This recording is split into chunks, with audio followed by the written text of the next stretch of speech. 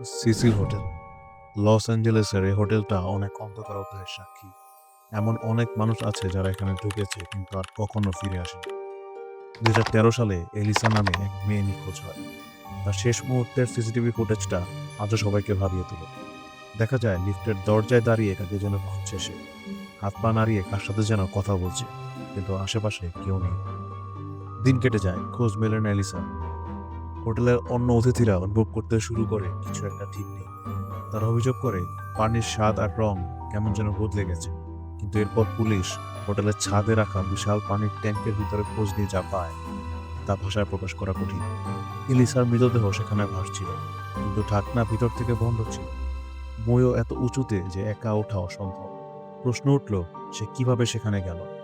এই ঘটনা নিয়ে অনেক জল্পনা কল্পনা থাকলেও আদতেই সেদিন ইলিসার ভাগ্যে কি ঘটেছিল তা আজও অজানা।